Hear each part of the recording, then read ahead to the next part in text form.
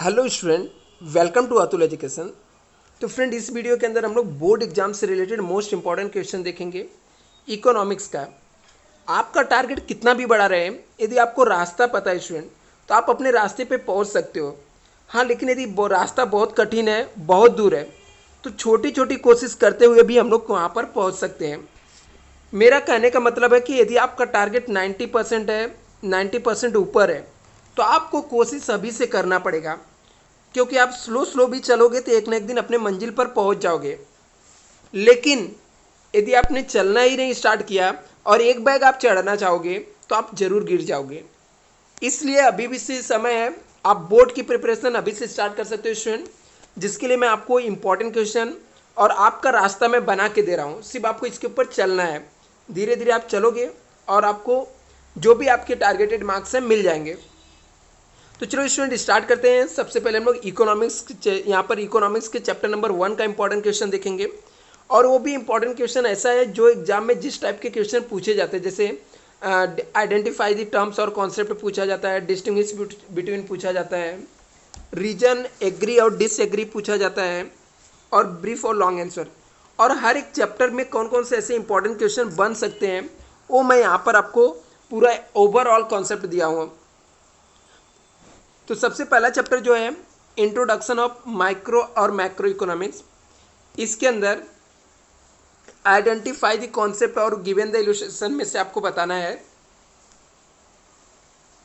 Madhav collect information about the monthly expenditure of the family. तो ये क्या इलस्ट्रेशन, इसके क्या कॉन्सेप्ट है, ये आपको यहाँ पर बताना है। डिस्टिंग्विश बिटवीन की बात करें तो यहाँ पर माइक्रो और मैक्रो इकोनॉमिक्स क्या होता है, ये डिस्टिंग्विश आपको बताना है। Answer with the reason agree disagree वाले में आपको बताना है micro economics use the slicing method क्या है, आप इसे एग्री करते हो, डिसएग्री हो, रीजन क्या है, ये लिखने के लिए आपको पूछा जाता है। ब्रीफ और लॉन्ग आंसर की बात करें तो इसके अंदर आपको फीचर्स ऑफ माइक्रो इकोनॉमिक्स क्या है, इंपॉर्टेंस ऑफ माइक्रो इकोनॉमिक्स क्या है, और explain the scope of micro economics क्या है, इतना आपको यहाँ पर स्टडी करना है। दूसरा चैप्टर आपका यूटिलिटी एनालिसिस है, जिसके अंदर यहाँ पर इलस्ट्रेशन टर्म्स के अंदर आपको पढ़ना है। Rohit purchase a sweater for her father in winter season. बोलता रोहित ने स्वेटर खरीदा अपने फादर के लिए विंटर सीजन में। तो ये कौन सा यूटिलिटी रहेगा, तो आप यहाँ पर टर्म्स और कॉन्सेप्ट को एक्सप्लेन कर सकते हो कि ये टाइम यूटिलिटी है और कैसे सीजनल यूटिलिटी के हिसाब से कैसे है। यहाँ पर डिस्टिंग्विश बिटवीन स्टूडेंट आप पढ़ लेना, टोटल यूटिलिटी क्या है, मार्जिनल यूटिलिटी क्या होता है, ये आपको डिस्टिंग्विश सेकंड चैप्टर से पढ़ना है। और यदि हम लोग बात करें फॉर्म ऑफ यूटिलिटी और नॉलेज यूटिलिटी, ये भी डिस्टिंग्विश इंपॉर्टेंस है। यहाँ पर दो यूटिलिटीज़ के इंपॉर्टेंट क्वेश्चन यहाँ पर है। और एग्री डिसएग्री के लिए आपको पढ़ना है there is a no exception to law of DMU, diminishing marginal utility का कोई भी एक्सेप्शन नहीं है। क्या आप एग्री हो या डिसएग्री हो, तो एग्री डिसएग्री हो जो उसके बेस पे आपको यहाँ पर लिखना है। ब्रीफली और लॉन्ग आंसर के लिए explain the types of utility क्या होता है, रिलेशनशिप बिटवीन टोटल यूटिलिटी और मार्जिनल यूटिलिटी के बीच में रिलेशनशिप क्या आपको पढ़ना है। Explain the law of DMU with exception के साथ लॉ ऑफ डीएमयू क्या है, ये लिखना है। तो स्टूडेंट ये आपको सेकंड चैप्टर की इंपॉर्टेंट क्वेश्चन है। अभी हम लोग चैप्टर नंबर 3 देखेंगे, उससे पहले एक छोटा सा अनाउंसमेंट स्टूडेंट, यदि आप एस वाई जैसे के लिए क्लासेस ज्वाइन करना चाहते हो तो मुझसे कॉन्टैक्ट कर सकते हो। मेरा नंबर है 9820827674 है। यदि स्टूडेंट आपके पास टाइम कम है तो आप लोग क्रैश कोर्स भी ज्वाइन कर सकते हो। ये है कि एक चीज़ की मैं गारंटी देता हूँ, यदि आप लोग क्लासेस एक महीने पहले भी ज्वाइन करते हो एग्जाम से, तो 100% पासिंग की गारंटी है। यदि इनकेस आप फेल हो जाते हो तो आप जब तक नहीं पास होगे तब तक मैं आपको फ्री पढ़ाने वाला हूँ। मैं इतना चैलेंज इसलिए ले रहा हूँ क्योंकि गारंटेड आपको पास करा दूंगा, आप रेगुलर यदि लेक्चर अटेंड करते हो, क्योंकि मैं आपको पूरे गाइड करूंगा और पूरा आपको पढ़ा के मिलेगा full syllabus with in the 1 month. अभी यहाँ पर हम लोग आते हैं चैप्टर नंबर 3। चैप्टर नंबर 3 जो है वो है 3A demand analysis. Chapter number 3 को दो पार्ट्स में डिवाइड किया गया है, ए और बी। ए जो है डिमांड एनालिसिस, इसके अंदर आपको पढ़ना है identify explain the concept from a given illustration. जो इलस्ट्रेशन दिया इससे आपको बताना है, एक्सप्लेन करके बताना है, और इसके इलस्ट्रेशन की एग्जांपल भी देने, जैसे यहाँ पर as ice cream of ₹50 was available at ₹40। Ramesh demand 4 ice cream instead of 3, 3 के बदले में चार आइसक्रीम का डिमांड कर रहा है। कौन? रमेश। तो ये क्यों? क्योंकि उसका प्राइस 50 रुपये था, अभी क्या हो गया? 40 रुपये हो गया। तो इस इलस्ट्रेशन से क्या समझ में आ रहा है? कौन सा कॉन्सेप्ट है आपको एक्सप्लेन करना है। यदि हम लोग डिस्टिंग्विश बिटवीन की बात करें तो इस चैप्टर में आपको पढ़ना है expansion of demand and contraction of demand क्या होता है, डायरेक्ट डिमांड और इनडायरेक्ट डिमांड क्या है, ये आपको पढ़ना है। Answer with the reason whether you are agree disagree with the following, तो आपको इसके अंदर पढ़ना है there is no exception to law of demand के कोई एक्सेप्शन नहीं है। Price is the only determination of demand, बोलता है सिर्फ प्राइस ही डिटर्मिनेशन ऑफ डिमांड का ओनली एक ही फैक्टर है क्या। ब्रीफली आंसर दिखना है आपको। Explain the types of demand क्या होता है, explain the factor determine demand, कौन कौन से फैक्टर है जो डिटरमाइन करते हैं डिमांड को, और law of demand with exception, बहुत ही important question student, law of demand with exception ये भी आपको पढ़ लेना है। Explain the variation of demand, demand की वेरिएशन क्या है ये भी आपको एक्सप्लेन करने के लिए पूछा जा सकता है। अभी 3B का जो क्वेश्चन है चैप्टर है स्टूडेंट, उसका नाम है इलास्टिसिटी ऑफ डिमांड। इसके अंदर कॉन्सेप्ट और इलस्ट्रेशन वाले जो क्वेश्चन है वो है Aarti demanded more sugar at the price of jaggery increases, बोलता है जेगरी का प्राइस बढ़ने की वजह से आरती ज़्यादा डिमांड कर रही है किसका? शुगर का। तो ये कौन सा कॉन्सेप्ट है? तो यहाँ पर आपको बताना है। दूसरा डिस्टिंग्विश इस चैप्टर से क्या पढ़ना है, income elasticity demand, cross elasticity demand क्या होता है ये पढ़ के बताना है आपको। Price elasticity demand, perfect inelasticity demand क्या होता है। Answer with the reason whether you are agree disagree with the following, तो यहाँ पे लिखा है various factor influence the inelasticity of demand, बोलता है इलास्टिसिटी ऑफ डिमांड को बहुत सारे फैक्टर क्या करते हैं? इन्फ्लुएंस करते हैं।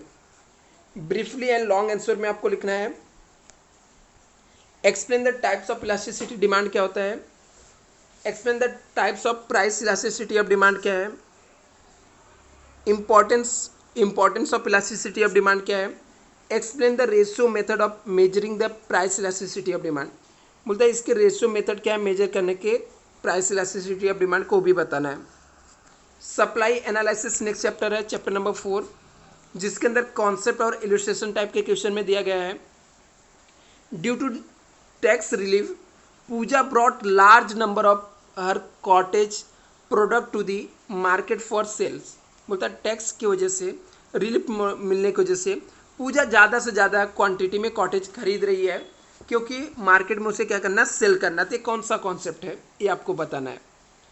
यदि हम लोग डिस्टिंग्विश की बात करें सप्लाई नाम के चैप्टर के लिए, तो इसके अंदर जो डिस्टिंग्विश है वो है स्टॉक एंड सप्लाई के बीच में डिफरेंस क्या है, और एवरेज रेवेन्यू और एवरेज कॉस्ट के बीच में क्या डिफरेंस है। Answer with reason whether you are agree disagree with the following, क्या रीजन है आप इसके एग्री हो या एग्री या डिसएग्री हो रीजन लिखने के लिए। तो इसके अंदर जो question there are exception to law of supply, बोलते हैं लॉ ऑफ सप्लाई के कुछ एक्सेप्शन है क्या ये आपको बताना है। There is the difference between stock and supply, बोलता है स्टॉक और सप्लाई के बीच में डिफरेंस है क्या आपको बताना है। और यहाँ पे लिखा ब्रीफली एंड लॉन्ग आंसर में फैक्टर डिटरमाइन द सप्लाई, कौन कौन से फैक्टर डिटरमाइन करेंगे सप्लाई के। Explain the law of supply with exception के साथ आपको लिखना है। Explain the variation in supply आपको लिखना है। Explain the concept of cost और रिवेन्यू आपको बताना है। फॉर्म ऑफ मार्केट क्या होता है, फॉर्म ऑफ मार्केट के अंदर identify the explain the concept from the given illustration से there is a many forms producing the shop in India, ये कौन सा कॉन्सेप्ट आपको बताना है। फॉर्म ऑफ मार्केट जो चैप्टर स्टूडेंट इसके अंदर जो डिस्टिंग्विश इंपॉर्टेंट है वो है परफेक्ट कंपटीशन और मोनोपोली क्या होता है, दोनों के बीच में डिफरेंस क्या है। आंसर विथ रीजन के अंदर आपको पढ़ना प्राइस अंडर परफेक्ट कंपटीशन यहाँ पर रहेगा decided by interaction between demand और सप्लाई, ये यहाँ पर प्रिंटिंग मिस्टेक है, परफेक्ट कंपटीशन रहेगा, कंप्लीसन हो गया है। तो परफेक्ट कंपटीशन के अंदर डिटरमाइन होता है कब, जब डिमांड और सप्लाई एक दूसरे के इंटरसेक्ट करता है तो क्या, इसको आपको एग्री हो डिसएग्री हो रीजन लिखना है। यदि ब्रीफ और लॉन्ग आंसर की बात करते हैं यहाँ पर आपको पढ़ना है explain the features of perfect competition क्या होता है, explain the price determine under the perfect competition कैसे डिटरमाइन होता है। Explain the features of monopoly क्या है। Explain the feature of monopolistic competition क्या होता है। अभी हम लोग इंडेक्स नंबर की बात करें तो इंडेक्स नंबर के अंदर हम लोग देखेंगे identify the and explain the concept of from given illustration से। Mohan prepare the share price index number, ये आपको बताना है। डिस्टिंग्विश बिटवीन इसके अंदर पढ़ना है प्राइस इंडेक्स नंबर और क्वांटिटी इंडेक्स नंबर। दूसरा सिंपल इंडेक्स नंबर और वेटेज एवरेज इंडेक्स नंबर के बारे में। रीजन देना है index number can be constructed without the base year, बोलता विदाउट बेस ईयर का हम लोग इंडेक्स नंबर को कॉन्स्ट्रक्ट कर सकते क्या। एग्री हो डिसएग्री हो रीजन लिखना है। ब्रीफ और लॉन्ग आंसर की बात करते इसके अंदर है explain the types of index number क्या होता है। Significance of index number in economics क्या क्या है। और यहाँ पे कंस्ट्रक्शन ऑफ इंडेक्स नंबर क्या होता है। यहाँ पर ये भी प्रिंटिंग मिस्टेक ही हो गया है। यहाँ पर नेक्स्ट देखते हैं नेशनल इनकम के बारे में चैप्टर है, जहाँ पर आपको लिखना है identify and explain the concept from the given illustration से। आपको लिखा है Shobha collect data regarding the money value final goods and services produce in a country for the financial year 1920। बोलता शोभा ने डेटा कलेक्ट किया, उसने गुड्स को प्रोड्यूस किया, ठीक है, फाइनेंशियल ईयर 1920 में। डिस्टिंग्विश बिटवीन की बात करें gross domestic product and net domestic product क्या होता है। Answer with the reason whether you are agree और डिसएग्री विद द फॉलोइंग। आपको बताना है इससे आप एग्री करते हो या डिसएग्री करते हो। Reason gross national product and gross domestic product same concept है क्या, या ब्रीफ एंड लॉन्ग आंसर के अंदर आपको बताना है कि explain the features of national income क्या है और different concept of national income क्या क्या है, ये आपको बताना है। Explain the method of measuring the national income, कैसे मेजर करेंगे। और एक लास्ट क्वेश्चन है what ID double counting national income क्या होता है। What is the double counting national income क्या है। यदि हम लोग चैप्टर नंबर 8 की बात करें तो इसका है पब्लिक फाइनेंस इन इंडिया क्या क्या है। इसके अंदर Sailesh borrowed money from the friend to buy a machine. बोलता सैलेस ने क्या किया, बोरोड किया मनी, किससे, फ्रेंड से। किस लिए बोरोड किया, क्योंकि उसको बाई मशीन करना था। एक कौन सा कॉन्सेप्ट है आपको बताना है। दूसरा डिस्टिंग्विश बिटवीन है पब्लिक फाइनेंस और प्राइवेट फाइनेंस में क्या डिफरेंस है। डायरेक्ट टैक्स और इनडायरेक्ट टैक्स में क्या डिफरेंस है। रीजन लिखना है। इसमें 2 क्वेश्चन आपको है एग्री डिसएग्री वाले में। लिखा fine and penalty are major sources of revenue to of the government. बोलता है फाइन और पेनाल्टी जो है ये मेजर सोर्स रेवेन्यू के गवर्नमेंट के है, ये आपको बताना है। और capital budget consist revenue receipt और रेवेन्यू एक्सपेंडिचर आता है। ब्रीफली और लॉन्ग आंसर के अंदर आपको बताना है explain the structure of public finance क्या होता है। एक्सप्लेन द पब्लिक रेवेन्यू क्या है, टाइप्स ऑफ बजट क्या होता है। और explain any 4 sources of non tax revenue क्या है। जो चैप्टर नंबर 9 है स्टूडेंट वो है आपका money market and capital market. इसके अंदर आइडेंटिफाई कॉन्सेप्ट और इलस्ट्रेशन के अंदर है Raghu father regularly invested his money in stock and bond में इन्वेस्टमेंट करते हैं। तो कौन सा कॉन्सेप्ट है ये बताना है। डिस्टिंग्विश बिटवीन मनी मार्केट और कैपिटल मार्केट में क्या डिफरेंस है। एग्री और डिसएग्री टाइप्स के जो क्वेश्चन है स्टूडेंट उसके अंदर आपको पढ़ना है there are many function of Reserve Bank of India. बोलता है रिजर्व बैंक इंडिया के बहुत सारे फंक्शन है क्या। दूसरा commercial bank accept the various types of deposit. बोलता है कॉमर्शियल बैंक बहुत सारे टाइप्स के डिपॉजिट एक्सेप्ट करता है क्या। और ब्रीफ और लॉन्ग आंसर के अंदर आपको पढ़ना है यहाँ पर explain the structure of money market in India क्या है। Explain the function of Reserve Bank of India के फंक्शन क्या है। Explain the function of commercial bank क्या है। Explain the role of money market in India क्या है, ये आपको पढ़ना है। आगे यहाँ पे दिया है explain the structure of capital market in India क्या है, प्रॉब्लम क्या है कैपिटल मार्केट के।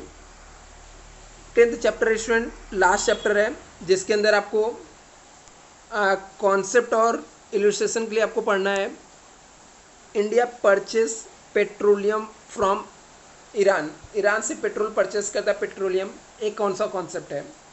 और answer with the reason whether agree और डिसएग्री वाले में आपको क्वेश्चन जो है, trade is a engage in the growth of economics, बोलता है trade is a engine of growth of economics है, आप एग्री और डिसएग्री लिखना है। Balance of payment is the same balance of trade, same होता है क्या।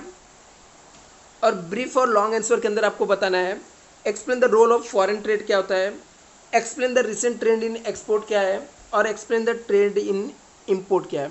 और स्टूडेंट ये पीडीएफ चाहिए तो आप लोग को मैं टेलीग्राम चैनल पे सेंड कर दूंगा, डिस्क्रिप्शन बॉक्स में टेलीग्राम चैनल रहेगा, आप लोग ज्वाइन कर लेना। और यदि आप लोग मुझसे कांटेक्ट करना चाहते हो तो आप लोग इस नंबर पे कांटेक्ट कर सकते हो। ये फिजिकल एड्रेस आप लोग यहाँ पर विजिट भी कर सकते हो student. Thank you so much.